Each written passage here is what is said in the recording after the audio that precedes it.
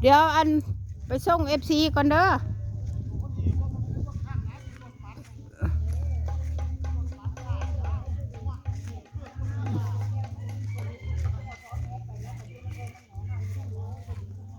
รถ FC บุกมาถึงบ้านพอนบ่ทันผัดทันแล้วจันพ่อแม่คุณจำลองไอ้ป้าผู้เอาพี่น้องอยู่บ้านกกอกมานี่นะ เจ้าผูกแต่เข่าบ่ผูกค่อยบ่ เจ้าละผู้ขอ เจ้าให้แล้วผูกค่อยแหม มาสละผู้เฮินนี่โอ้ ให้อยู่เย็นเป็นสุข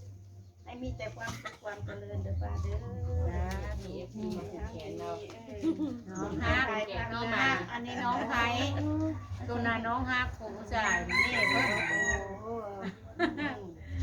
มาเย็นมาหยาบ มาเยี่ยมเฮาดังนี่แหละข้าพเจ้ามาแล้วก็ข้าเจ้าก็บ่เฮ็ดนะจ้าดูนี่มันแน่น้ำบัดนี้เพิ่นเลยละผู้บัดนี้มาเอ้าเพิ่นมาแล้วพุ่นยื้อมาแล้วคุณจำลองมาแล้วเนาะโอ้ยเพิ่นแห้งอันนั้นเบิ่งสาวเสื้อมือกัน FC ผู้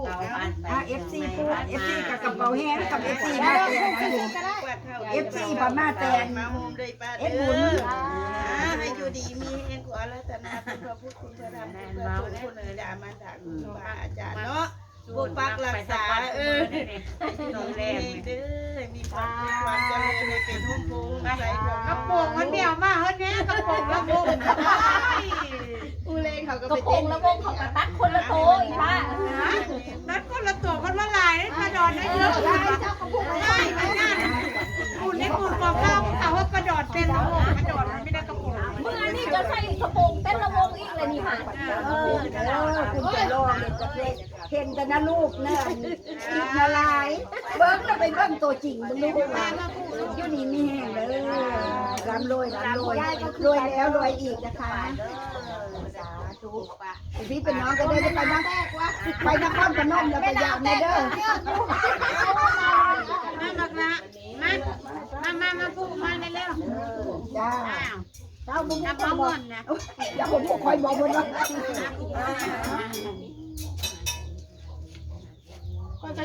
ค่อยก็ได้เงินให้บุญรอดละได้ได้เงินให้บุญรอดละมาพูดได้น้อยนะคะสาธุ อันนั้นลูกเจ้าบ่มีสักคน3คนเมตรยายอายุชักปีแล้วเจ้านะ74เลยเฮ้ย โอ้ยังงามอยู่เนาะ เท่าแล้วอีนี่ได้หน้าเราบ่ได้อันนั้นเด้ออันนี้มาส่งมาอีกเนาะไม่มาผูกแขนได้เท่าแล้วโอ้ยก็จะเห็นเยอะทำไมมือเธอดำอย่างนี้ล่ะลูกทำไรแม่ใหญ่ผู้เห็นเธอเนี่ยอายุมันปัญญ์คือเพิ่นนะแก้วก่อนเลยแล้วแก้วคือบ่อเนี่ยแก้วมันไปเที่ยวกลับมาอนุบาล2ครับหาคำคนนึงมานพอเลี้ยงแม่คนที่ก็ไม่หลายเจ้าเป็นนายเด้อหักเด้อโกะเป็นนิสสลาดไปแล้วนี่แม่นอยู่เนาะมันนี่เอามันนี่เอาอันนี้ของคุณยายให้เลยยังก็ปลูกให้ยายละ20 บาทปลูกให้น้อง100แล้วให้สู้ให้เจ้าอันนี้ของข่อยกับยายปีของยายนะลง100อัน20 บาทนะคือเอาให้เลยนี่เอาให้คุณยายคุณยายได้เอาให้คุณยายคุณยายป่ะให้คุณยายไปซื้อกับข้าวให้คุณยายเอาให้คุณยายแล้วให้คุณยายบัดนี้เมื่อทั้งเริ่มบัดนี้ทั้งนครพนมบ่นครพนมอยู่บ้านหยังอยู่บ้านกุตกะเดี๋ยวค่อยทำนครพนมนี่มีบ้านหนองแสงอยู่บ่ฮึมีน้องแสงกะลายน้องแสงมันมีสักหนองแสงอยู่นครพนมอีกน้องแสงนึงน้องแสงอยู่กุตไกนะน้องนึงน้องแสงอยู่ตำบลน้ำมะเขือมีปลาปากบ้านต้องบอกว่าน้องแสงมันมีหนองแสงแต่อำเภอเลิศมันมีแม่ถ้าต้องเราไปนำมันมีอันหมู่ค่อยเกือบเบิดบ้านหนองแสงนะน้องแสงไหนน้องแสงนครพนมมันมีหลายหนองแสงค่ะว่าเพราะเขางงลืมเอาบ้าน ชื่อบ้านมันแท้ ตำบลลืมซื้อตำบล แล้วเจ้าจะถามเจ้าอยู่ตำบลใดให้ว่าเป็นเนาะเอาน้ำพอกผิวพันโซ่อยู่ละเบิ่งแท้แหละเพิ่นเอาไปฟ้อนอันนั้นน่ะ อันเพื่อมาบ้านใหญ่รอบมันเอตาแดดตะลุกยังละโลโก้เนาะ อยู่ละงามบอกว่าสวยอยู่กับแม่นบ่คนงามอีหลีได้ อุ้ยยายก็เว้าแท้ใต้ยายก็ชมว่ายายผิวพรรณเป็นธรรมดา ผิวแล้วงามไม่เห็นเลยตะกี้เราเบิ่งโอ้ยอยากดูคุณจำลองก็ออกมาแล้วละเบิ่ง คอยยังเอาไปเยี่ยมอยู่บ้านเจ้า ไป เนาะ เด้อ บ้านหนังยองเฉง มีบัดกุตะไก่ดิ บ้านตะไคร้เลยบ้านน้องบ่อไปบ่น้องบ่อนี่ มันก็เลยไปแล้วเจ้าก็ไปอันทางเอาไปเมืองนค ไอ้ ร นาแกบ่เลยนาแกไปอีก มันสิไปทางพุ่นบ่เหรอ พี่เด้อเจ้าจะไปทางธาตุพนมได้ ไปทางอันเรนูนาครพุ่นบ่ น้องบ่อนะไปวางยางเลยก็ได้ เออ ไปหนองบ่อแล้วก็เลยบางอย่างแล้วเฮาไปตำกับเพิ่มป้าแล้วก็เฮากุตะไก่แหละ ตะไคร้เนาะ จ้าบ้านกุตะไก่ไปตำบล ให้อาโดนพาไปก็ได้เฮ้ยบ่เห็นหูจักแล้วอาโดนก็ไปบ่ถึกฮะ เพิ่นสิไปกับอันนั้นอยู่ บ้านข้างกลางบ้านเขาสมัยกันสมัยบ้านหน้าแหละ เขาเรียกว่า ถ้าไปงานบุญเอา สมัยกับไว้พระธาตุพนม การไกลถึงบ้าน สมัยกับไว้พระธาตุพนมเลย สิ้นเดือนนี้แล้วก็ลืมนะ ได้ เนาะ เขาเดิมได้เห็นเขาเพิ่นเอ็ดหารนี้แล้วไปเมื่อกี้นี้พาพี่น้องกันเพิ่นมาจากแคนาดาแล้วเราพากันไปพาเพิ่นไปกราบพระไปเห็นเขากำลังเอ็ดหารเอ็ดถวาย เดือนสาม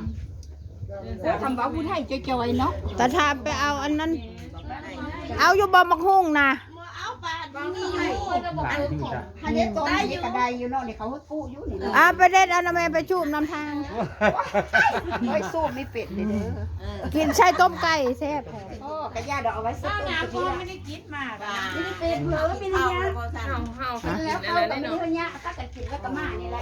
เอาบุญอยู่แต่อันนั้นละ บ้านยังไปเอาบุญนะ บ้านเราใหญ่บ้านเราใหญ่ เออ ใหญ่คุชินารายกาลสินธุ์ คุกกาลสินธุ์ผู้ใดเฮ้ย จ้า เพิ่นได้อันลูกห้าเอ็ดตุ๊กเต้ยังไม่ทันแนวมี โอ้ ห้ากระทุ่งใจก็เสียและเป็นตำรวจ เกษียณ เกษียณแล้ว อ่านก็เสียแล้ว ทั้ง เสีย บวชทั้งเรียนเลย อืม บวชเป็นตำรวจเพิ่นไปอยู่น้ำบ้านแล้วเพิ่นไปอันนั้นเป็นลูกฮัก ของอ้ายบ้านยังอยู่อันเขา น้องคือ น้องคือ บ้านน้องเพื่อนลูกมาเมื่อปีใหม่ในผ้าลูกไปผ้าเพิ่นเมื่อได้มาญาติ ได้ยินเพิ่นมา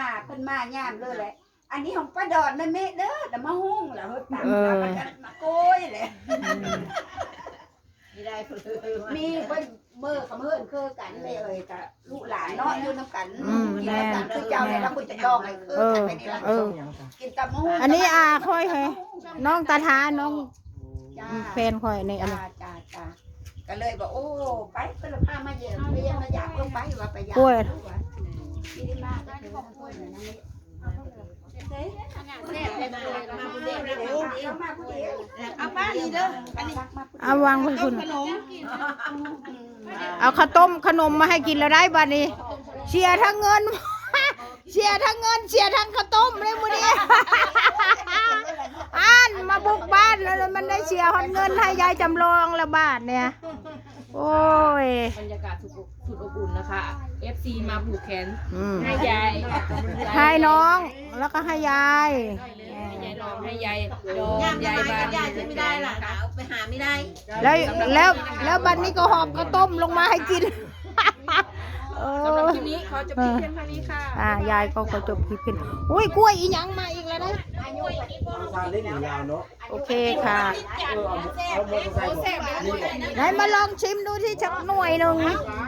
ก็ลองน้องนี่เฮาเอาท่านนะเพราะเฮากินแล้วนะ โอ้ กินนี่กล้วยจิบจันมันจะหวานค่อยแบบเพื่อโพตัสกับโพมิตัส บ่เป็นหยังอันเฮาเอาให้คนกินแซ่บยายนั่นน่ะเมื่อกินน้ำทางฮอดเฮือนก็บ่ต้องกินข้าวเนาะจบคลิปแค่นี้นะคะอย่าลืมกดไลค์กดแชร์กด Subscribe ค่ะขอบคุณค่ะ